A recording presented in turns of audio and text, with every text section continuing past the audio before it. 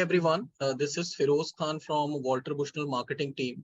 And on behalf of Walter Bushnell, I welcome you to this wonderful webinar that we conduct every fortnight. The program has been conducted by Indian Menopause Society under the technical collaboration with Walter Bushnell. So without further delay, I would like to hand over the session to Dr. Nirja Chawla ma'am, who is a well-renowned obstetrician and gynecologist from Chandigarh. She has many accolades under her name. She is a gold medalist and vice president, Foxy Northern Chapter, and the chairperson of Digital Education Committee of IMS. Over to you, Nirja ma'am, to take it ahead. Thank you, and good morning, everyone. So we are back with Prerna. This is our episode 7, and we've had a very successful run. People have been talking about it, and even till today morning, I've been having people ask me to send them links. So I'm very happy that this particular concept has picked up. We do this fortnightly, as Firoz from Walter Bushnell just mentioned. And the first part of it is actually a motivational talk. And we invite very well-known speakers for that. And the second part is on exercise. So we do different types of exercises. So today it's my pleasure to invite Dr. Arvind Kasthuri. Before we go on to Dr. Arvind Kasthuri, let me just share with you that Prerna is actually the brainchild of the president of the IMS, Dr. Pushpa Sethi, and the Secretary General, Dr. Arti Gupta. So it was their concept that we are following here today. So Dr. Arvind Kasthuri is a professor of community medicine and the chief of medical services, St. John's Medical College.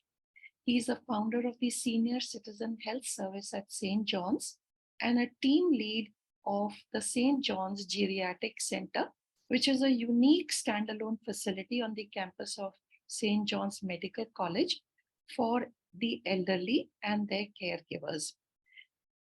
The rest of it, I'm sure Dr. Arvind will share more about himself. His topic for today is that other thing you do. So we are all here eagerly waiting for you to begin. Dr. Arvind Kasthuri. Yes, thank you very much, Dr. Nirja. Lovely to be with you this Sunday morning. I'm very impressed to know that this society conducts this kind of a program on a regular basis. Very, very impressed with the punctuality with which you start the session. Yes, I'm Arvind Kasthuri. Welcome. Good morning, everybody. And actually, listening to Dr. Nirja and the kind of hats that she's wearing and juggling, so to speak, I think, I don't know if I am the best person to speak about this, but however, let me share these thoughts with you. I'll share my screen now. Here we go. Yes. So this story actually starts a few years back when, as I was driving home one evening, it struck me that there are 3 questions which are central to professional life as I saw it. The 3 questions were: 1, what are you good at doing? 2, what do you want to do? And 3, what are you doing? The next day to this epiphanic moment of discovering these 3 central questions happened, like today, to be a Sunday. And we had a carpenter at our home commissioned to do a piece of work. As I watched him at work, and a block of wood was transformed into a sturdy table with elegant rounded edges, a firm feel, and a perfectly polished surface.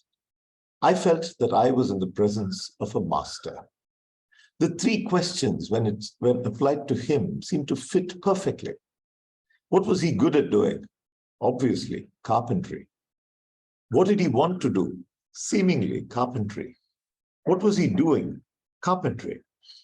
This man was among the chosen few for whom all the 3 questions seem to have a single answer. One can, of course, think of disparate answers to the questions. A man good at using a computer wants to be a doctor and ends up heading a design company, and so many other examples perhaps. So there I was, fixed on this seemingly neat matrix, busy slotting people on how many of their answers merged on a scale of 3.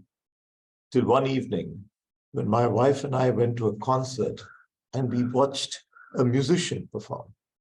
He sang a lovely set of songs, sending us into raptures while softly strumming his guitar. We met with him after the concert, and as I congratulated him, I slipped in my 3 questions. I said, "So you're so good at this. I'm sure you've wanted to be a musician all your life. Is this what you do for a living?" To my surprise, he said, "No, I'm a software engineer by day. I'm involved with a team which has 5 patents to its name." And he went on to describe what a great time he had and what a great job that was. And as he spoke, it became clear to me that it wasn't so simple after all.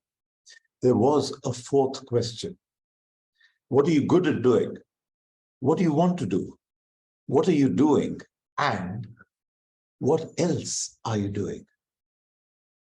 With this realization, I began looking around me and gradually found so many people who were good at what they basically did for a living, but who did something else, and in many cases, a significant something else.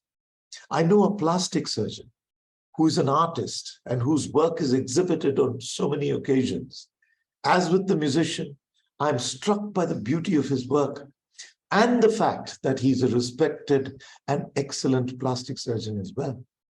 I regularly meet an ENT surgeon, friend of mine, who's a stand-up comic and a medical inventor, and who appears to excel at all that he pursues. And there's the architect, who's a gifted percussionist, the project manager and IT executive by day, who turn into exquisite choreographers and dancers by evening. The physiatrist who dances Bharatnatyam. Well, I could go on and on.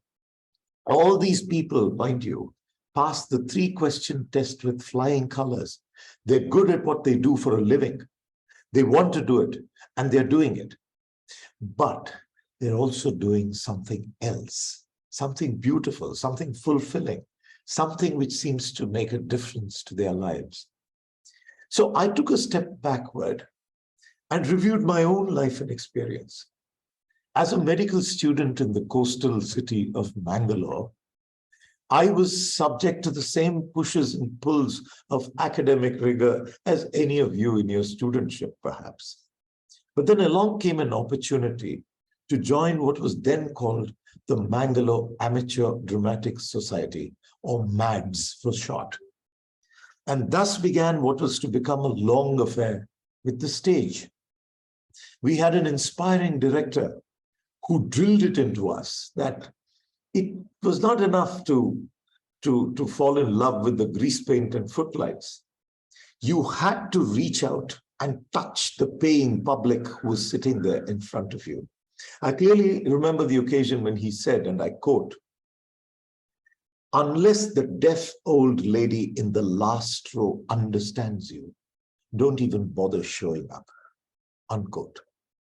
MADS was a beautiful experience with 3 full-length plays and a few small productions happening in those wonder years. Well, side by side, my years of studentship went on. I finished my graduation in medicine and was unleashed into the real world of healthcare and interacting with patients. Did this experience with theatre help me in my vocation? I think it did, but more about that in a bit. The years moved on. It was 1997, and I happened to meet with a friend again, coincidentally, from Bangalore, who said that she had started an organization which would promote musical and theatrical talent while raising funds for charity. This seemed to me to be a great idea, and I enthusiastically joined her along with my wife, my pillar of support to this day. Thus began my acquaintance with the Cause Foundation. with which I was to be associated for the next 25 years and counting. Our formula was simple. Our director buys the copyright for a Broadway musical and gets the group together in the month of June. We rehearse hard thereafter, and every year, at the end of August or the beginning of September, a beautiful Broadway musical is born. And this year too, our Broadway musical this year is on 26th and 27th of August in Bangalore. There is a saying which goes, be careful with your dreams. They so often come true. For a fresh-faced young lad growing up watching the likes of Christopher Plummer in The Sound of Music, Rex Harrison in My Fair Lady, and Topol playing the village milkman in Fiddler on the Roof, little did I even dream that I would get an opportunity to actually play Captain Von Trapp, Professor Higgins, or the absolutely wonderful Thevier. But that's exactly what happened. Thanks to this great organization, the wonderful lady who leads it, and to that gifted team who organizes, sings, plays, dances, and acts while doing something totally different for a living. My pursuit of livelihood, meanwhile, went on. I had decided on a career in community medicine to see if we could make a difference working at the roots of health problems and reaching out to populations who lacked access. Over the years, I got interested in the health of the elderly, and I currently head a team which runs a senior citizen health service in rural and urban areas in the city of Bangalore. Now I ask myself, has the experience with doing something else helped me in my chosen profession? To my mind, theatre is the science of expression elevated to an art form. It brings in elements of communication, reaching out to people, understanding them, and working with a team to create something which is greater than the sum of its individual parts. And when I look at my profession, I realize that the practice of medicine and public health calls for all this and much more.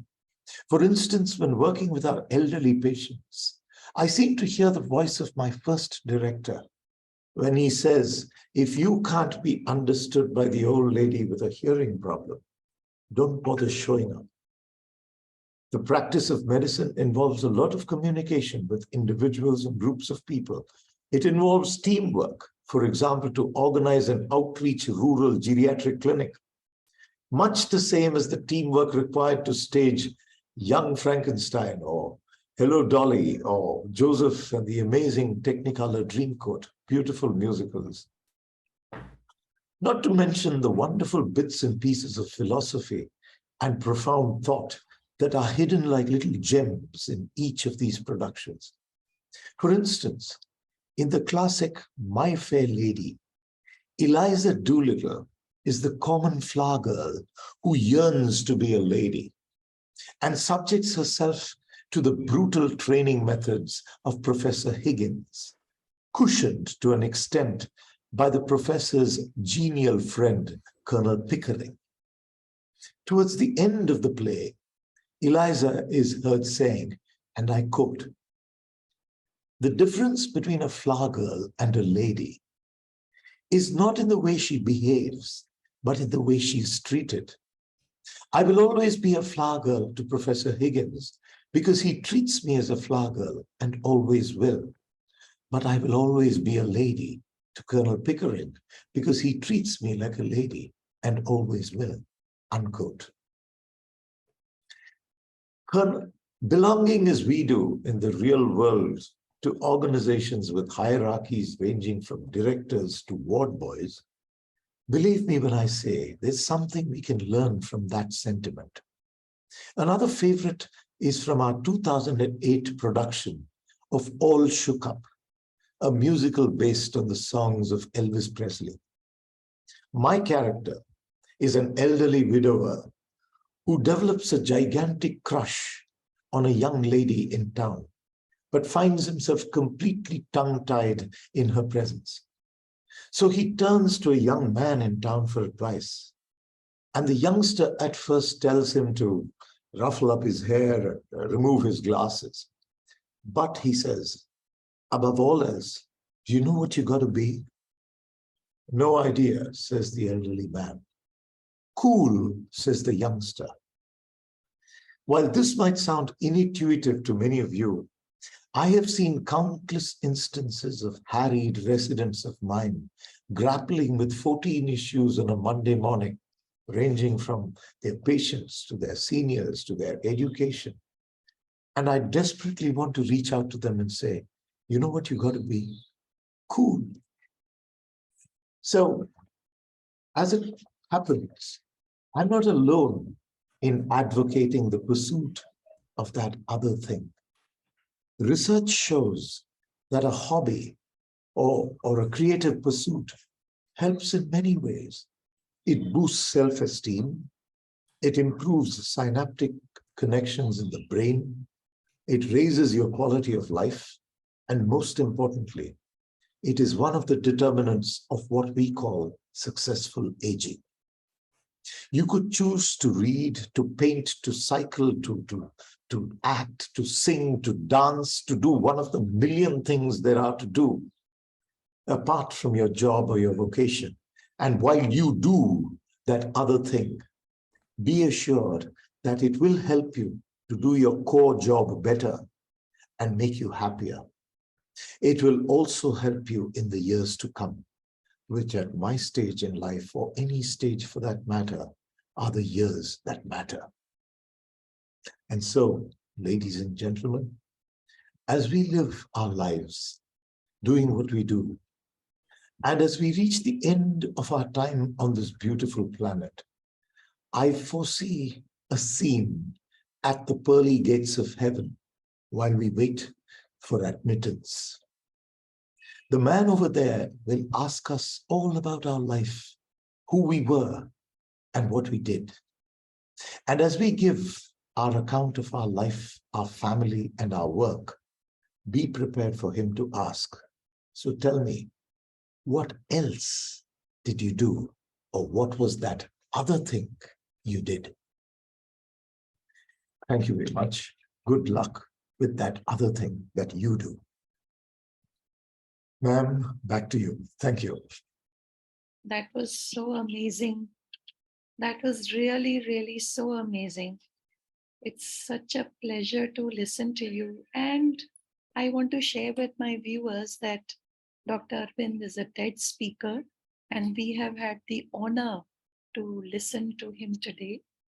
So you're so inspiring that I'm sure that many, many people also will be inspired as much. Thank you, ma'am. Thank you. That's really humbling. Thank you so much for having me this morning. And if this has made anybody think about that other thing they can do, and I'm sure everybody, I am convinced, is gifted with so many abilities. And it's just a question of balancing the two and saying, okay, let me do this for a living, but there is that other thing which I can do, and let me do it. That's all. It's just as simple as that. And you find the time to do it also. And we land up just making excuses that I wish I could sing, I wish I could dance, I wish I could write. But yeah, definitely we have to find that moment in time where we can do the other thing that we do. Yes, ma'am. I absolutely agree. I mean, time is a sort of plastic. It ebbs and flows as per your ability and your desire.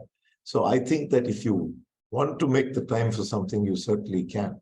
But most importantly, in the retrospect, when you've done something else with your life, and you sit and you look back and you say, okay, now in my case, with this organization that I've been fortunate enough to be a part of, it's now our 26th year that we've been producing a Broadway musical every year. And so when I look back at that and I say, hey, man, really? And that feels very, very, I mean, at least for that moment, it feels very nice.